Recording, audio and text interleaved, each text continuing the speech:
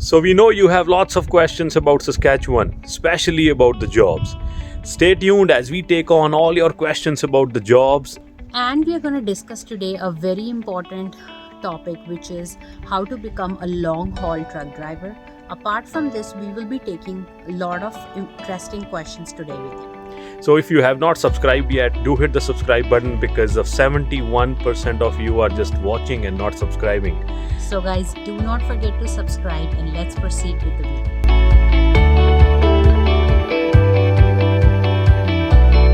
So guys, welcome back once again to a very interesting and special video today.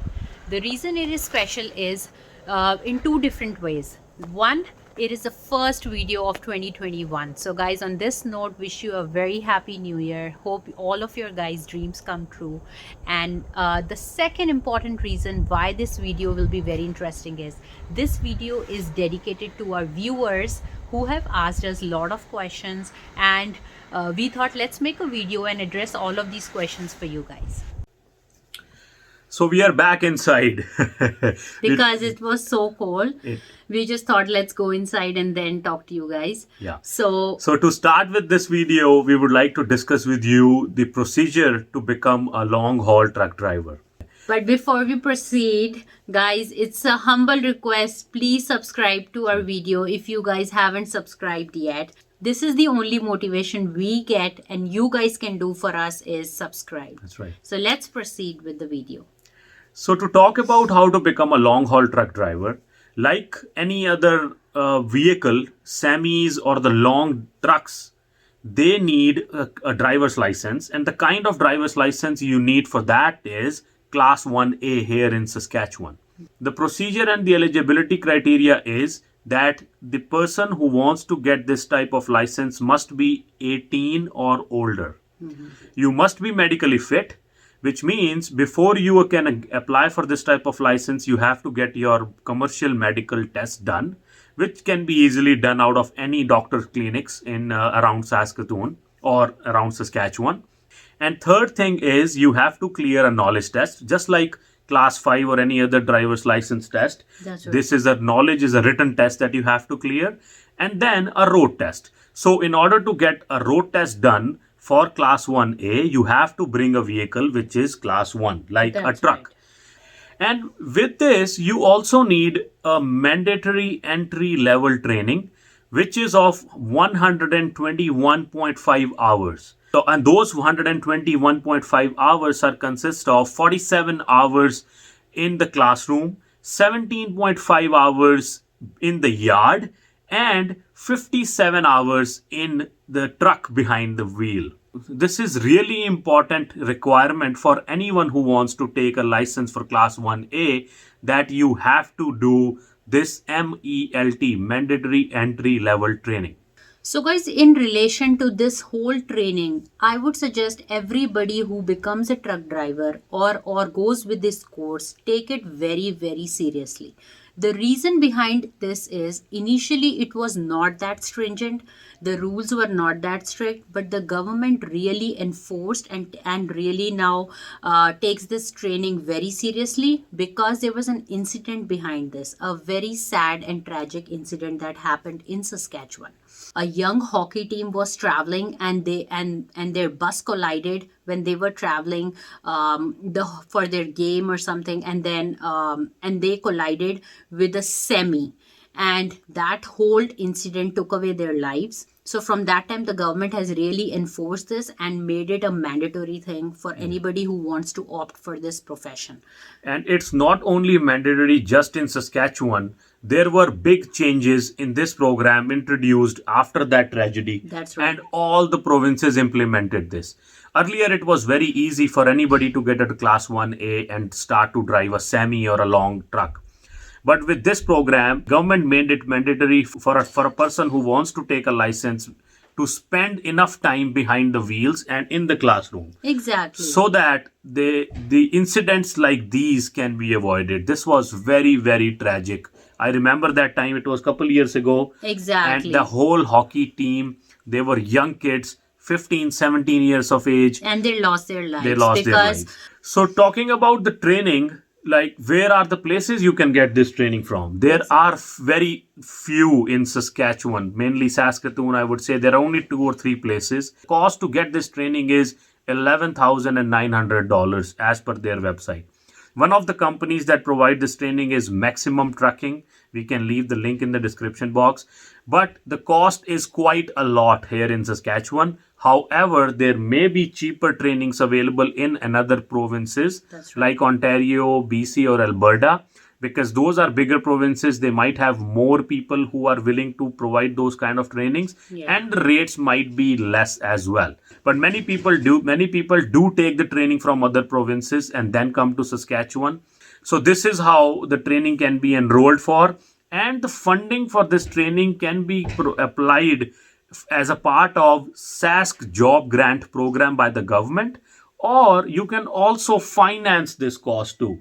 So you can pay monthly installments kind of thing as well. So, guys, assuming you got your license to drive a long haul truck, now you need to find a job. Initially, it might be a little difficult to find a job in your own province or locally. Hence, what we would advise you is get a US visa if you don't have one. This is really a plus point for anybody who is hiring you, because many logistics or transport companies need a driver who has a US visa, who can go back and forth between Canada and US and haul stuff for them. That's right. It's a very good tip that if you have a US visa on your passport, your job search in this category becomes really easy, because all the trucking companies here need people who can drive trucks between US and Canada. Exactly. Now, guys, having said that, remember, when you take this occupation, there is always two sides of the coin. The other side, I would say, is remember, you have to be away for long durations, away from your family. So this is definitely a downside for somebody who has a family. So you have to stay committed on the road. You need to be very focused, because it is important for your own safety and for somebody on the other side. And the other thing is Saskatchewan weather. The weather is sometimes can be so harsh that winter driving can become a hell. Exactly. And on top of that, Saskatchewan weather definitely makes it even more difficult. Right. All over North American or Canada's weather is quite harsh Quite for 5 to 6 months of the year. But again, pain and gain. Gain is you get rewarded so well. Exactly. You get paid so good in this kind of a job. You definitely earn big bucks, like between 70K to 100K becoming a driver, and you earn even more if you are an owner or operator. Right. So you can start at $70,000 a year, and if you after you gain some experience and you want to buy your own truck, you might be earning way more. So before we move forward to our next topic, I would again recommend, if you've been liking our videos, give it a big thumbs up and don't forget to hit subscribe button. So the next topic that we have to discuss with you today is one of the most frequently asked question. We have touched this topic couple times. One was specifically in Hindi language, and now we are doing this topic again, and that's how to become a teacher here in Saskatchewan. Exactly. Now, guys, becoming a teacher here in Canada is not that easy. So, guys, in order to become a teacher in Canada, you need a bachelor in education. Now, bachelor in education need to be recognized as per Canadian standards. So, as many of you would have already done when you first apply for your permanent residentship. Now, having said you already have that said degree as per Canadian standards, what we would suggest is, even if you come here, it takes time to get this job. The reason is there is a big long wait list already for teachers to become a full-time teacher. So when you first arrive and you don't get a job, Regina or Saskatoon being the major towns, if you don't get a job in here, the easy way out is either you move to a rural area. So you can either move to a rural area, which becomes easy for you to get a job in any school or college, or you can do a small course which is ECE, Early Childhood Education. This is a small diploma. You can enroll and become a certified ECE. Hence, then you can get a job in a daycare or a preschool. That's right. That can be a stepping stone for you. That can be a first step. Because if you get this degree or a diploma, it can help you get a job or get you into a teaching line in preschool or a daycare. And from there on, you can build up your experience Exactly. and then go And into that the, helps you to get a foot in the door, and Yeah. you, and over few years down the line, you can apply for a teacher's job, which might be easier by then. You have Canadian experience, you know what the standards are, so it's easy then. And that's why if you think that if you are a teacher in your home country and when you land here, you expect to become a teacher again, Yeah. but it's not gonna happen right away. It will happen eventually, Yes. but you have to take some steps towards it. Little, You might have to step down a little bit. yeah. Yeah, so start with the basic daycare and preschools and then gain the experience and then build up. gradually make your way up. Exactly. Another question that people ask about teaching is how to become like like people who are already working as a professors, as Or a lecturers, lecturers. instructors in colleges or in universities. See, guys, this is not the right time for many of those institutes to hire people right now. Yeah. Due to COVID, there are so many programs that are cancelled, and only like some of the programs are only being done online. So many of these institutes, universities, and polytechnics, they are only hiring people based on their need. Right now, they don't need anybody to run an in-person program. Exactly. So it's kind of right now very hard to get into a university or a college as an instructor or as a professor or a lecturer. But again, the situation might change, Yeah. and you might end up getting a job in contractual or casual or whichever position. That's right. Few months down the line, when the province opens the opportunities, the schools and colleges are open. So it gets away from distant learning to more in-person learning. So, guys, another important question that we get all the time is that people are trying to get a job offer from outside Canada. I don't want to discourage you, but it's really hard for you to get a job offer while you are not in Canada. Yeah. Reason being is they have to justify why are they not hiring somebody from inside first. So there are a lot of legal formalities required for any employer to hire you or hire anybody from outside Canada. So think, guys, if you are an employer and you would want to fill up any position given in your company, why would you get into that big hassle That's of right, getting an immigrant from another place, unless and until you are a very rare skill set That's right. that is not available in Canada or in the province, and they are willing to go that extra step. You are a scientist, you are a doctor by a profession that is very rarely found here, or somebody in IT that they don't get within Canada. So guys, don't get lured into the fact that if somebody tells you they will get you a job offer and then you can get into this country through a shortcut route. Yeah, There is no detour route unless and until you are somebody who has a relative here and has their own company, and they can get into that extra step for you guys and do everything that you would like them to do. Don't get into any agents or anybody who would tell you that they can get you a job offer, hence pay them so and so money. Right. Do not waste your hard-earned money. Yeah.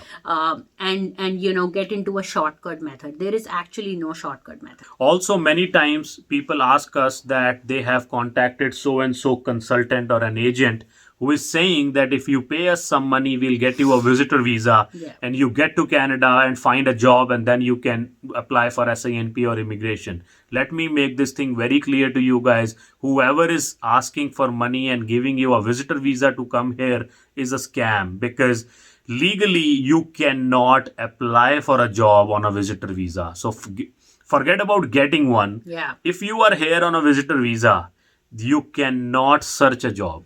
The first question any employer, when they give you a phone call or an email, is, are you entitled to work in Canada legally? Right. Second, do you have a SIN number? So guys, there itself you will get your response that you have been trapped into by getting into a visitor visa. As of August 24, 2020, if you are in Canada on a visitor visa, you can search for a job, and provided you get a job, you can apply for a work permit. Right. But it is not applicable for anybody after August 24, 2020. right. So if So- you think you can come on a visitor visa and then search for a job of your within 6 months of your duration and then apply for a work permit, it does not not work gonna that happen. way. You're gonna waste your money by Yeah. coming here, losing your job in your home country, and then come here, and then you might even get caught and get deported. If you come on a visitor visa, especially during this time, and at the port of entry, you might be asked your reason to be here in this pandemic, and they have all the rights to search your phone, your emails. And Yeah. if those guys took hold of your phones and they found your intention in your phone on an email saying you intend to find a job here, you can be deported right from there. So guys, we are not trying to scare you here. We are trying to give you the best honest advice, which no agent or no other person will give you. Yeah. Because we don't want you guys to fall into a wrong trap. Our advice is follow the right path. Do not get trapped into scammers and waste your money Yeah. and all your hopes for future. So, So with this note, we will now end this video, and we would like to thank you for watching this. And if you are liking our content, please subscribe. And Arya is gonna come and say her part now. Here she is. So yes, if you're liking this video, give it a big thumbs up. give it a Please subscribe. please subscribe, because Arya is saying you to do that. So please do that, and we'll Yes. keep making informative videos for you. So yeah, stay connected with Stay us. connected, and we will catch you in the next video. Bye. Thanks for watching. Bye. Bye.